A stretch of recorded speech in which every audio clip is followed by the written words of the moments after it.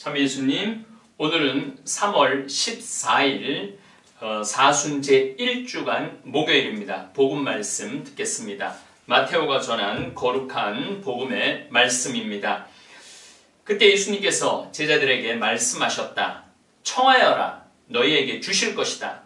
찾아라, 너희가 얻을 것이다. 문을 두드려라, 너희에게 열릴 것이다. 누구든지 청하는 이는 받고 찾는 이는 얻고 문을 두드리는 이에게는 열릴 것이다. 너희 가운데 아들이 빵을 청하는데 돌을 줄 사람이 어디 있겠느냐? 생선을 청하는데 뱀을 줄 사람이 어디 있겠느냐? 너희가 악해도 자녀들에게는 좋은 것을 줄 알거든. 하늘에 계신 너희 아버지께서야 당신께 청하는 이들에게 좋은 것을 얼마나 더 많이 주시겠느냐? 그러므로 남이 너희에게 해주기를 바라는 그대로 너희도 남에게 해주어라. 이것이 율법과 예언서의 정신이다.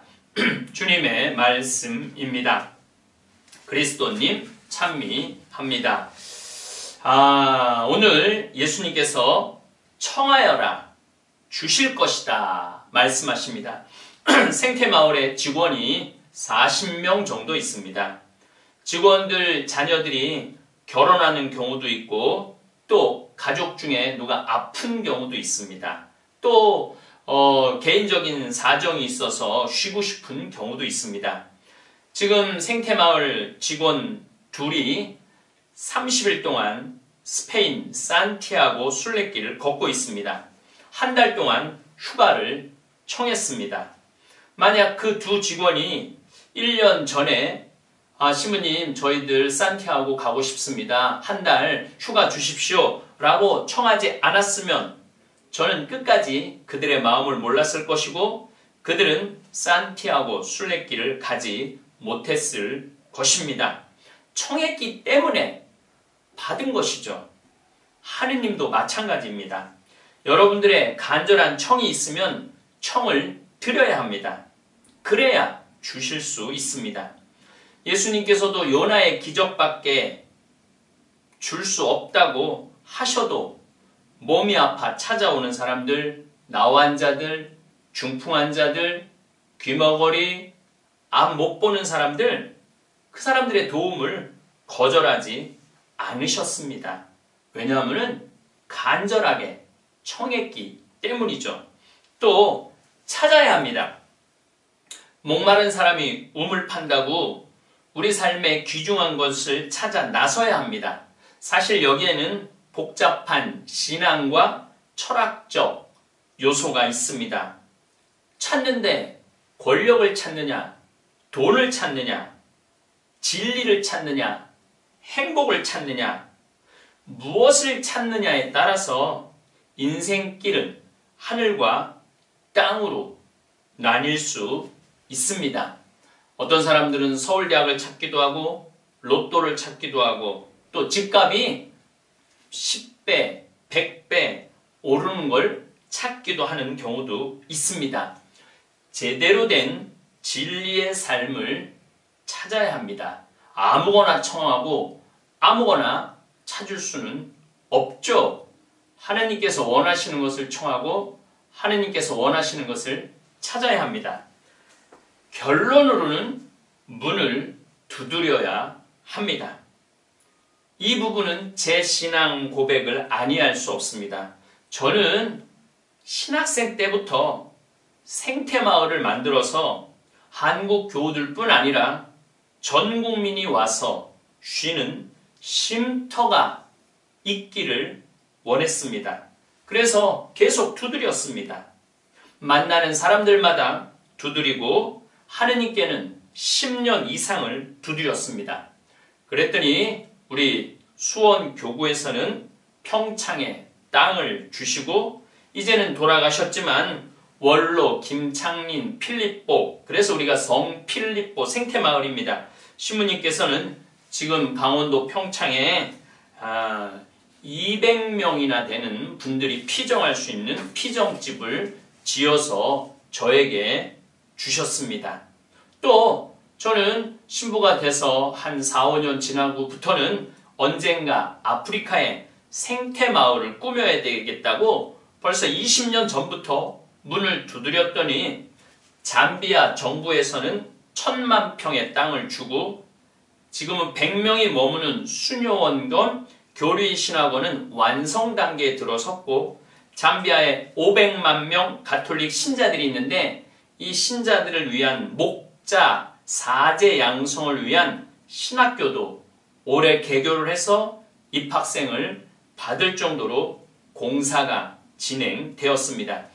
특별히 하느님께서 열심한 신앙을 가진 독지가 할머니께서 100억을 기증해 주셔서 농업대학 개교까지 준비를 하고 있습니다. 물론 5년 전에 정글에 간호대학을 짓기 시작해서 작년에 벌써 60명의 신입생이 들어와서 공부를 하고 있고 올해는 2학년 학생들이 들어올 것이고 내년에는 이제 전 학년이 와서 수업을 받고 아마 후년부터는 졸업생이 배출될 거라고 생각을 하고 있습니다. 이 모든 것이 제가 문을 두드렸기 때문에 가능한 것이지 문을 두드리지 않았으면 열리지 않았을 문들입니다. 저는 지금 미국 휴렛 패커드 컴퓨터 회사를 창업한 창업주가 전 재산을 자선단체에 40억 달러를 기부해서 제3국 가난한 나라의 관계시설과 전기시설 그리고 수돗물 공급 사업을 지원해 주는 프로그램에 휴렛 패커드의 리포트를 준비하고 있습니다. 문을 두드리고 있습니다. 여기는 한번 지원을 해줄 때 100만 달러 이하는 지원해 주지 않는다고 합니다. 보통 프로젝트가 500만 달러, 1000만 달러 정도 프로젝트를 지원해 준다고 합니다. 그래서 저희들이 지금 1000만 달러 정도, 100억 정도의 지금 리포트를 준비하고 있습니다. 또 저는 빌 게이츠 재단과 몇몇 세계적인 재단에 1000만 평의 의대와 병원 시설을 지어줄 것을 제안할 계획을 가지고 있습니다. 제 주위에 있는 분들이 신부님, 과연 그런 재단에서 도와줄까요? 걱정하시는 분들이 많은데 정말 답답한 노릇입니다. 만약에 내가 도전을 했는데 선택이 되면 너무 좋은 거고 안 되면 많은 거고 그게 막 거기서 막 마음을 졸이고 그럴 필요가 하나도 없습니다. 근데 제 신앙에 이게 있습니다. 청하지 않는데 주실 리 없고 찾지 않는데 얻을 리 없고 두드리지 않는데 열릴 리가 없습니다. 제가 잠비아 대통령을 만나 1000만 평을 달라고 그럴 때 주위에 있는 분들이 눈빛이 굉장히 흐릿흐릿했어요. 과연 1000만 평을 여의도 12배만한 땅을 받을 수 있을까? 그런데 지금은 땅 문서까지 받고 길을 내고 건물까지 들어서고 있지 않습니까? 도전하지 않는 자세가 문제입니다. 도전하다 실패하면 어쩔 수 없는 일이지만 도전도 해보지 않고 안 될 거라고 미리 짐작하고 포기하는 사람처럼 어리석은 사람은 없습니다. 청하든 찾든 두드리든 조건이 하나 더 있다고 예수님은 오늘 복음에서 말씀하십니다. 남이 너희에게 해주기를 바라는 그대로 남에게 해주어라. 남이 나한테 잘해주기 전에 내가 먼저 남에게 잘해 주어야 합니다. 많은 분들이 이렇게 말씀하십니다. 황 신부는 무슨 복이 있어서 그렇게 많은 사람들이 도와주고 봉헌하느냐고. 그 비법이 뭐냐고. 그 비법은 남이 나한테 잘해주기 전에 내가 먼저 남에게 잘해주는 것이 비법입니다.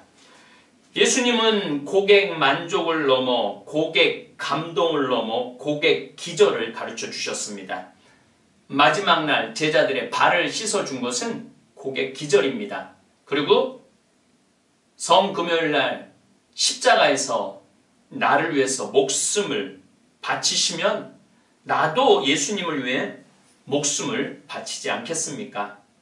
사실 목숨까지는 못 바쳐도 나를 찾는 이에게 고객 기절까지는 해주어야 청할 때 주고 찾을 때 받고 문을 두드릴 때 문이 열릴 것입니다. 상대방을 존중해 줄 때 존중받고 상대방을 사랑할 때 사랑받는 것입니다. 매일 복음 말씀 묵상할 때 제 언어가 짧아서 예수님의 정말 이 깊은 영적인 신비를 다 이야기하지 못함에 대해서 제 언어가 짧음에 대해서 제 묵상이 짧음에 대해서 제 기도가 짧음에 대해서 너무 안타깝지만 나머지는 하느님이 채워주실 거라고 믿고 오늘도 참고 강론을 마칠까 합니다. 저는 사실 오늘은 미리 녹화를 합니다. 왜냐하면 오늘 제 인생에 정말 또 큰 획기적인 하루가 될 거라고 생각을 합니다. 한 할머니가 또 건물까지 있는데 그곳을 기도하는 집으로 봉헌하고 싶다고 해서 우리 신부들 넷하고 우리 직원들하고 그곳을 방문해서 함께 미사 봉헌하고 그 땅을 돌아보러 갑니다. 물론 이미 교구청에 기증은 한 상태입니다. 그래서 제가 하느님의 뜻이 어디 있는지 항상 물어봅니다. 그런데 오늘 청하고 찾고 두드리라는 예수님 말씀 저한테만 해당되는 것이 아니라 여러분들 인생에도 해당이 됩니다. 근데 그것은 나를 위해서가 아니라 하느님 나라의 영광을 위해서 청하고 찾고 두드리시기를 바라겠습니다.